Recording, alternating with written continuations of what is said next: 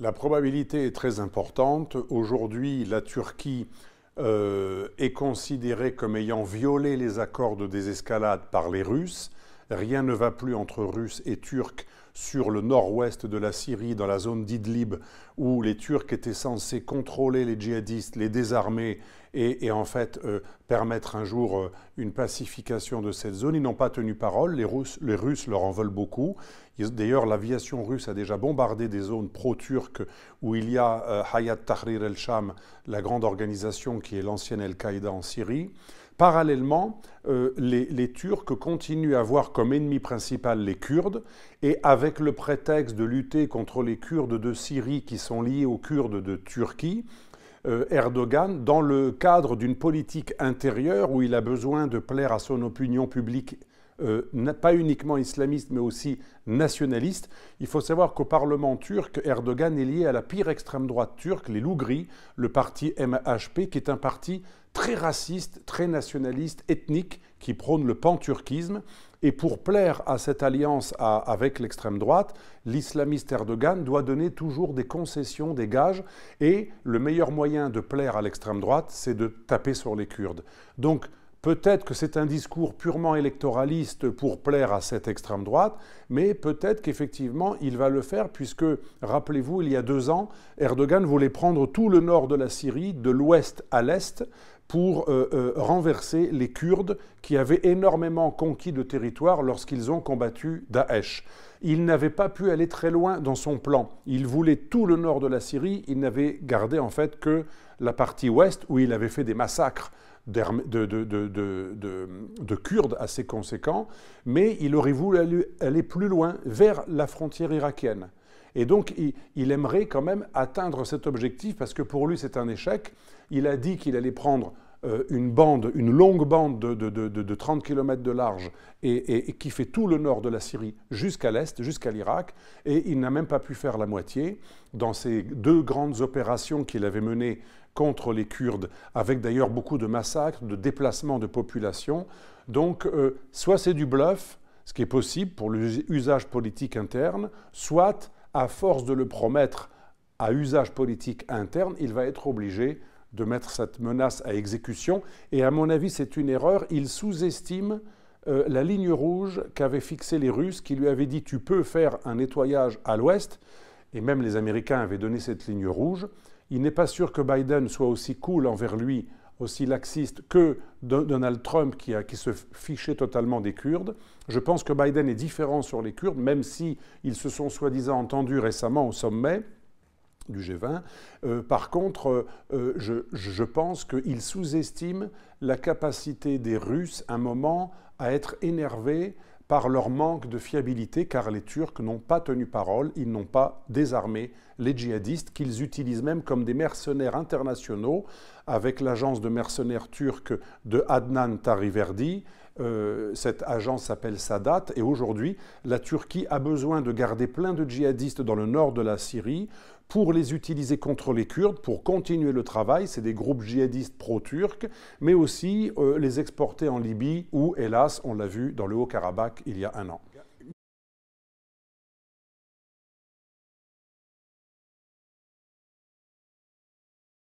Gagner plus d'influence, c'est bien entendu un objectif important d'Ankara, comme le Qatar, avec qui elle partage la même stratégie, promouvoir partout l'islam politique des frères musulmans pour élargir sa profondeur stratégique.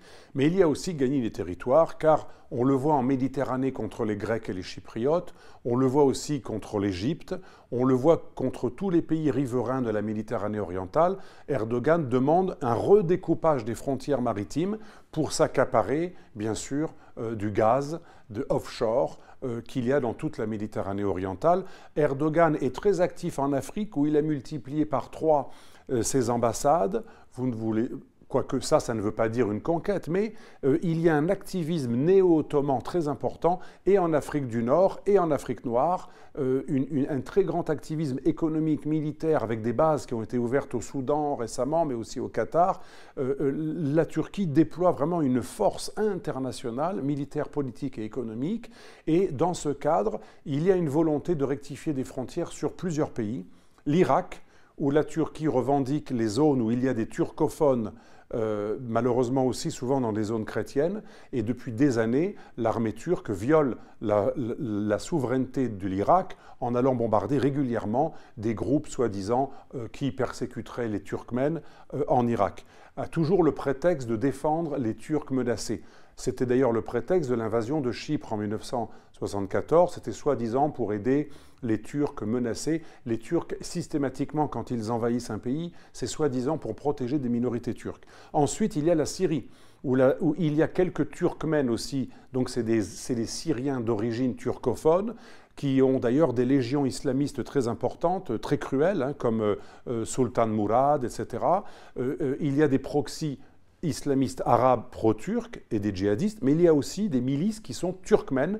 Ils se sentent les frères des Turcs et ils aimeraient bien servir de guide et de proxy pour un élargissement du territoire de la Turquie. Ces Turkmènes de Syrie, ils aimeraient bien rattacher le nord de la Syrie, une partie du nord de la Syrie, à la Turquie, avec malheureusement à la clé un génocide des Kurdes, puisque là où les Turcs voudraient élargir leur territoire en Syrie, c'est la zone où il y a beaucoup d'Arméniens et encore plus de Kurdes, donc deux minorités que la Turquie déteste, et elle voudrait faire d'une pierre deux coups, continuer à régler le compte à des Arméniens et surtout à des Kurdes très nombreux, qui sont accusés d'être proches du PKK turc, et en même temps justifier cette invasion, cette extension territoriale au titre de la défense des minorités. Enfin, la Turquie n'a pas abandonné Chypre. Et maintenant, elle revendique toute la mer autour de Chypre et tout le pétrole qu'il y a même au sud de Chypre, alors qu'elle occupe 37% du nord déjà. Donc Chypre, Irak, Syrie, là, il y a une volonté de rectifier les frontières. On pourrait rajouter les Balkans. Dans les Balkans, mais aussi dans le Caucase, la Turquie et l'Azerbaïdjan mènent un jeu d'élargissement des frontières, puisque la prochaine étape après le Haut-Karabakh, après la dernière guerre, ça va être terminer le travail dans le Haut-Karabakh. Et à mon avis, l'étape d'après, malheureusement, ça va être la zone d'Arménie pure, que la Turquie voit comme un abcès de fixation. Là aussi, elle pourrait aller élargir son territoire. Donc c'est un pays menaçant et qui ne respectera pas son partenaire russe et pas plus que son partenaire iranien. C'est un partenaire non fiable, qu'il l'a prouvé, puisque dans le nord-ouest de la Syrie, la Turquie a maintenu armés les djihadistes pour s'en servir, alors qu'elle avait promis dans les accords de Sochi et d'Astana, et d'Istanbul et de Téhéran, tous les accords russo-irano-turcs. Normalement, la Turquie devait désarmer ces djihadistes, qu'elle a au contraire armés, parce que son objectif majeur, c'est de frapper les Kurdes.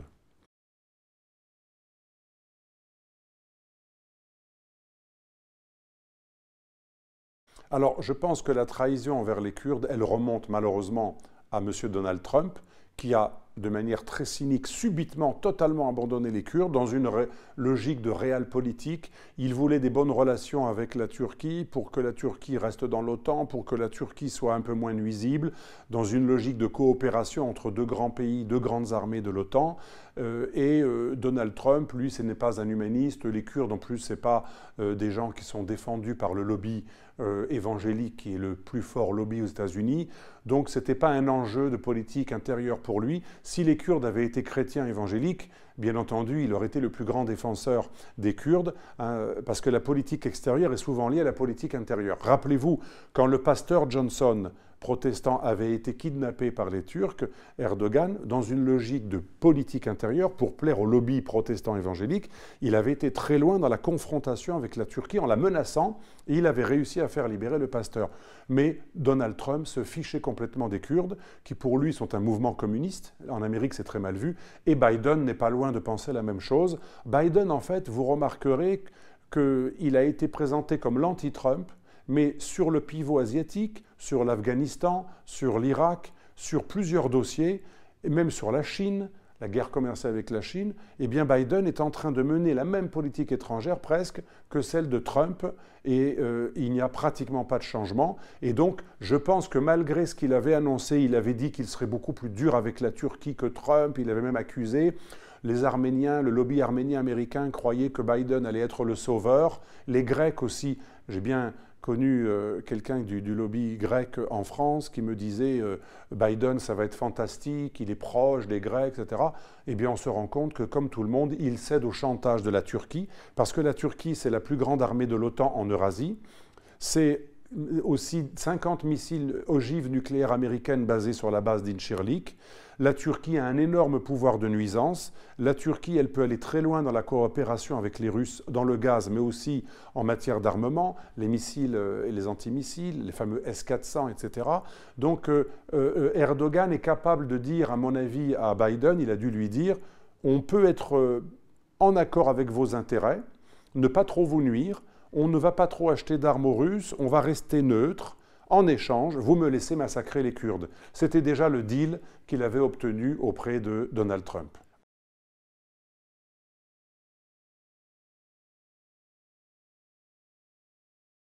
Alors, je pense que ce n'est pas tout à fait définitif, mais à mon avis, ça fait partie du deal, bien entendu. Il y a un pouvoir de nuisance. La Turquie fait comprendre à chaque fois qu'elle peut être très nuisible, encore plus qu'elle ne l'est aujourd'hui. Elle a pourtant financé Al-Qaïda, Daesh, mais elle fait comprendre qu'elle peut être encore plus nuisible, sauf si on la laisse massacrer les Kurdes. Ce qu'elle veut, c'est une zone tampon dans le nord de la Syrie, soi-disant pour se protéger du terrorisme kurde, en réalité pour étendre son territoire.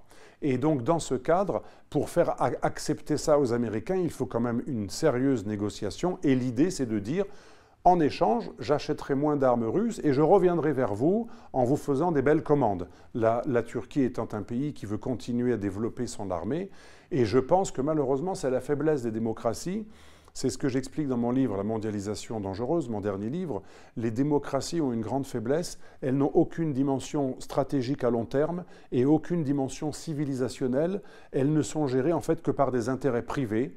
Et en fait, les grandes nations occidentales, ce n'est pas les intérêts supérieurs des peuples et des gouvernements avec une vision haute, c'est les intérêts privés, économiques, qui priment surtout. Ça explique également pourquoi le Qatar, l'Arabie Saoudite ont acheté des industries en Occident et font ce qu'ils veulent, développent l'islamisme radical dans toutes les villes, les grandes villes occidentales, et l'Occident ne fait rien parce qu'il est tenu par des intérêts économiques. En fait,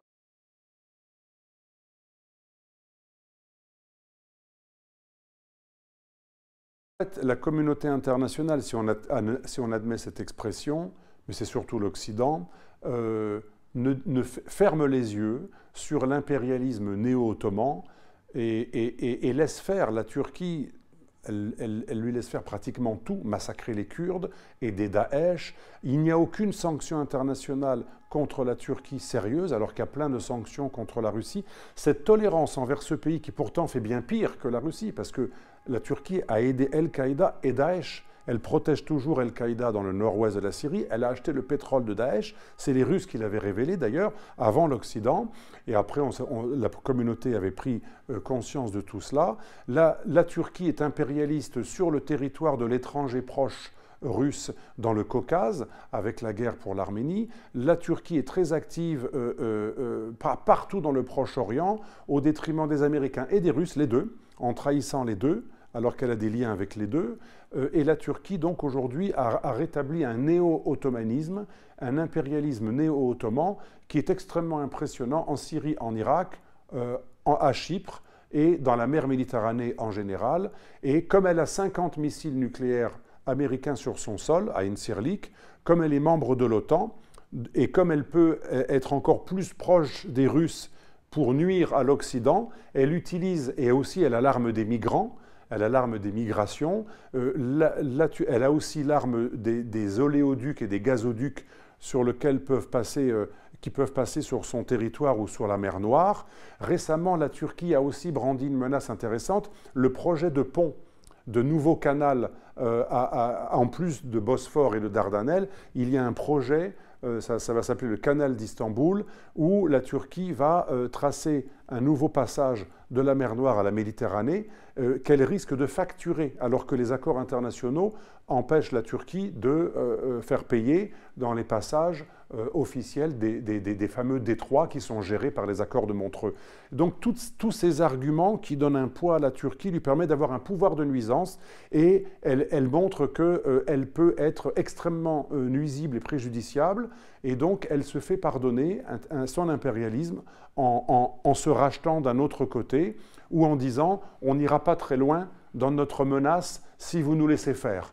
C'est absolument incroyable, mais ça fonctionne, puisque, regardez, les sanctions internationales contre la Turquie qu'avait décidé l'Union européenne, alors que la Turquie occupe Chypre et menace la Grèce, eh bien, il n'y a pas eu de réaction. Il n'y a eu pratiquement aucune mesure importante, ni de l'ONU, ni des Américains, ni même des Européens. Donc, pourquoi les Turcs ne continueraient-ils pas leur jeu entre l'OTAN et la Russie, entre l'OTAN et l'Iran, entre l'Amérique et l'Europe? C'est un jeu assez subtil où ils font comprendre à tous les partenaires vous avez intérêt à vous entendre avec moi parce que sinon je pourrais être très nuisible. Et tout le monde cède parce que c'est un pays charnière. Pas parce qu'il est puissant, mais parce que c'est un pays charnière que chacun préfère avoir avec soi plutôt que contre soi. Je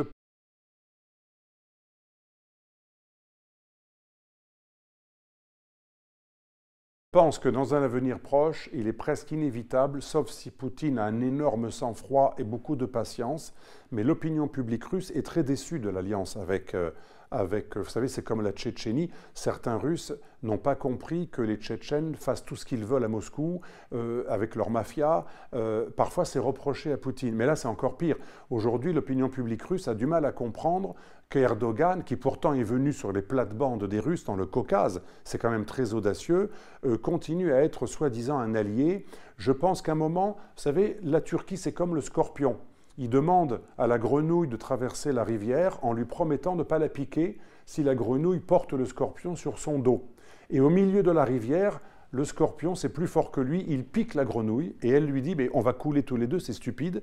Et il lui répond, le scorpion, « c'est plus fort que moi ». Et je pense que la Turquie n'est pas un partenaire fiable parce que c'est comme le scorpion. Il va toujours essayer d'aller plus loin, quitte à systématiquement rompre ses promesses et ses alliances. Et donc, à un moment, il n'y aura pas de guerre entre la Russie et la Turquie parce qu'ils sont très dépendants économiquement, tourisme, consommation, etc. Et même maintenant un peu stratégique. Mais ce sont des partenaires économiques très importants. Mais les relations ne peuvent pas s'améliorer et enfin, ça ne peut que empirer dans les années qui viennent. Je pense qu'on va revenir comme dans les années 2015, lorsqu'il y avait eu l'assassinat de l'ambassadeur russe et deux pilotes de l'avion abattu, l'avion Sukhoi 24 abattu par la Turquie. Je pense qu'on va revenir à la case départ. Il y a eu une parenthèse 2015, 2020, 2021, mais même depuis la guerre du Haut-Karabakh et depuis les problèmes en Libye, les Russes sont très déçus des Turcs. Et maintenant en Syrie, où les Russes ont déjà fait des bombardements sur des milices pro-turques, les Russes sont très déçus sur 3 dossiers. Haut-Karabakh, Libye, Syrie. Ça fait beaucoup.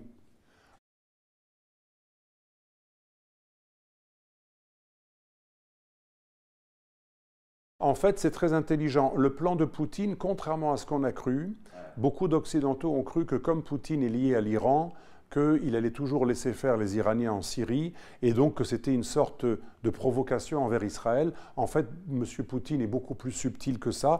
Il est très proche de l'Iran, mais il est également très proche d'Israël. Et il a toujours tenu à la sécurité d'Israël.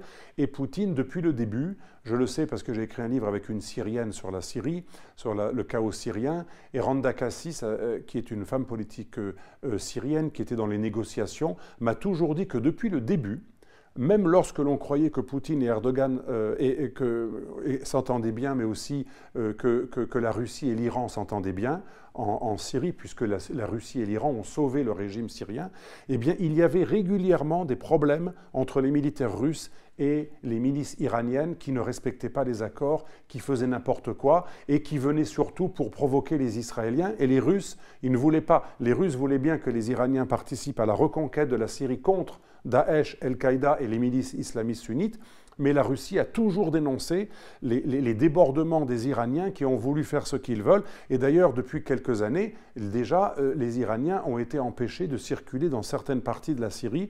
Aujourd'hui, la Russie veut montrer à Israël qu'elle est un partenaire fiable, qu'elle ne va pas nuire en Israël. Elle va protéger le régime de Bachar, ce qui déjà est très pénible pour les Israéliens, mais en échange, Poutine veut faire ce deal vous me laissez protéger Bachar et on entre même dans un processus de réhabilitation. En échange, je vous aide à vous débarrasser des Iraniens en Syrie.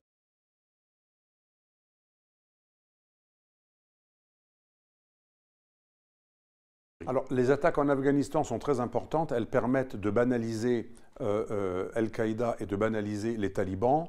Et elles sont même presque utiles pour les talibans pour se faire accepter par la communauté internationale. On pourrait presque se poser des questions s'il n'y a pas des tendances des talibans qui ont été récupérées par Daesh et que l'on laisse un peu faire, parce que le meilleur moyen d'être accepté par la communauté internationale aujourd'hui, chez les talibans, qui sont quand même un mouvement extrêmement radical, terroriste, hein. Vous savez, il faut savoir que le porte-parole du gouvernement taliban s'appelle l'égorgeur d'Allah.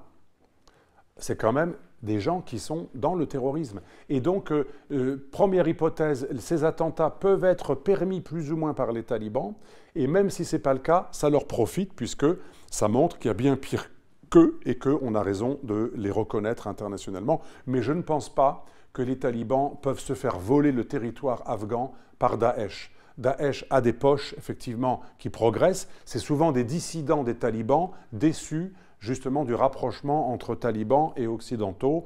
Mais je pense qu'on est très très loin d'une perspective de victoire de Daesh en Afghanistan.